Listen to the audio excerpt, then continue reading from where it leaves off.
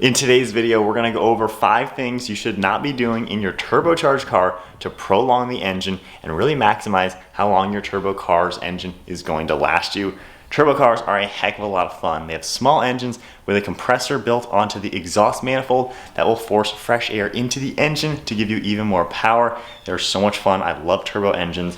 On the GTR, we have a V6 with 2 turbochargers, one on each side. And then here on the Audi S3, it's an inline 4-cylinder with 1 turbocharger. So let's take the Audi for a spin and talk about things you shouldn't do and some good tips on to prolong these turbo engines.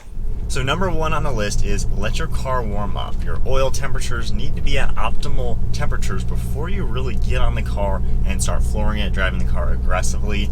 The oil in your car not only cools your engine and makes it run more efficient, but the oil is also going to cool your turbocharger, and you want your turbo to be efficient. When you have cold oil going through your turbo, it's a little bit thicker. It's not going to be traveling and cooling down the turbo as well. So if you instantly get on the car, like right now, I'm just getting out of my neighborhood, first cold start of the day. If I get on the car and start abusing the car right now, we have colder, thicker oil trying to cool the turbo when I'm demanding a lot from the turbo, and it's going to get hot, it could overheat, and longevity, if you're thinking about that, that's a good way to just not make your turbo last that long. And then number 2 on the list kind of goes in line with that. However, it's the opposite.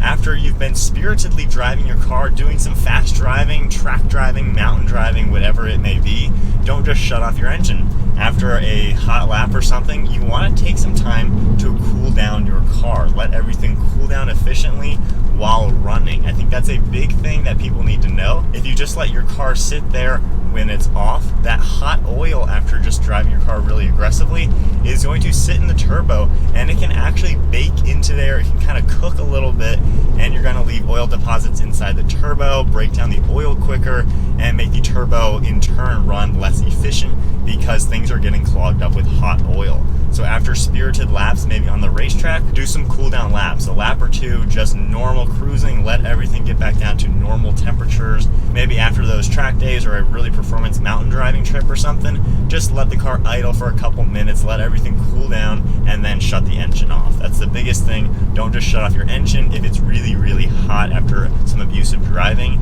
There are things called turbo timers a lot of people will install on their modified cars that will keep the engine running after you've shut everything off, and that way the oil can continue to cycle through the turbocharger and cool down efficiently. Now, number 3 on the list is brake boosting. Brake boosting is basically a type of rolling launch control. So turbo engines, they need the turbo to spool up to get all the power. So to brake boost, basically what you do, most of the time you're going to want to put your car into some sort of manual shift mode. That way you can adjust the gears. So putting it into a manual mode will drop the gears just a little bit, and you're basically going to hold the brake and give it some gas to build pressure in the turbo to then let off the brake and have all that turbo power instantly rather than waiting for the turbo to spool up. So as we come around a turn, I'll do that once in this car.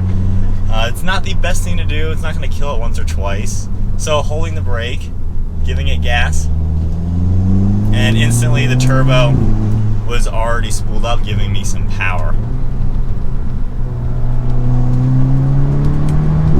So it's a pretty good way to get some power out of the car quickly. If you're doing a lot of roll racing, competitive driving like that, you're probably going to end up brake boosting.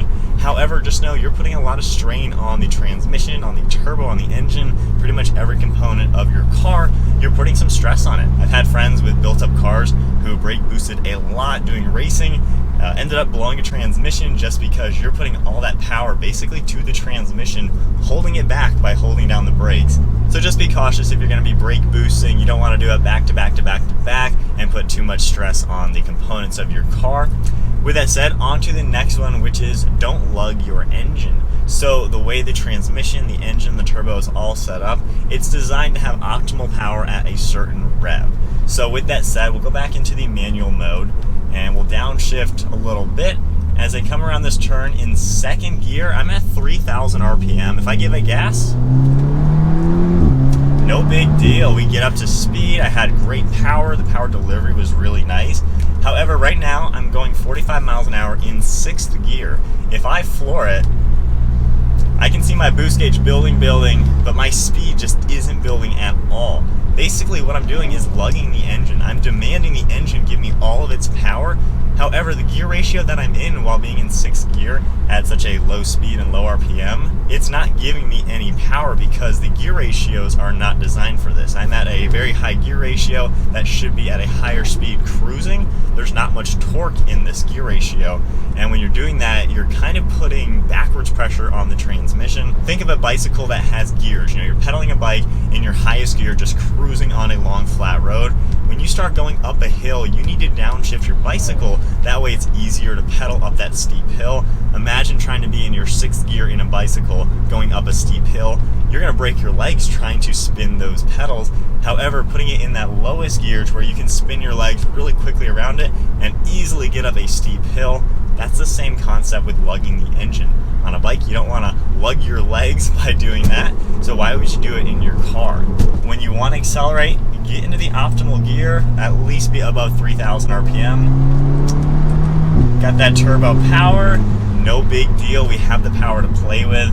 Again, we're in 6th gear. If I give it gas, I'm building boost, and we're just not translating that boost to anything. It's just putting more pressure on your engine as well as your transmission, and you're not getting anything out of it. So then last on the list, number 5 is use the correct gas. A lot of people may think just put the cheap gas in, it's all the same. That's not necessarily true. A lot of people also think premium gas is always better. Use the gas that your car is tuned for. This car is tuned to run on 93 octane, same with my GTR. I want to put 93 octane in these cars at all times because you can risk getting some engine knock in your car, which is basically when the engine is pre-igniting. Right now, smooth power, no big deal. The combustion cycle worked the way it should. You know, the piston goes up to the top, combustion happens, and it does what it's supposed to do. If you put a lower octane fuel in, especially in a turbo engine where there is a lot more pressure in the engine, that fuel can ignite before the piston gets to the perfect spot. And if it's igniting before the stroke is all the way done, that can really mess up your engine. One of my friends who has a tuned WRX STI, he runs his car on a 91 octane tune and fills it in with 93 octane just to make sure there's extra octane in case there's any sort of knock.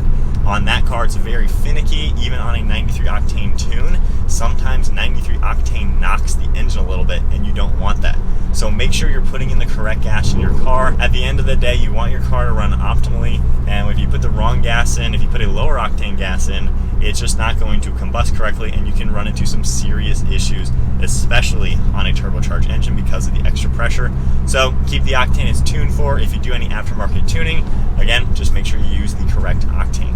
But there are 5 things you should not be doing in your turbocharged car if you really want to prolong your vehicle. These cars are so much fun. You can get so much power out of them. I just love every aspect of what a car like this has to offer. Turbo power, man. Hope you guys enjoyed today's video. If you did, be sure to give it a thumbs up, hit that subscribe button, and I'll see you guys in the next video.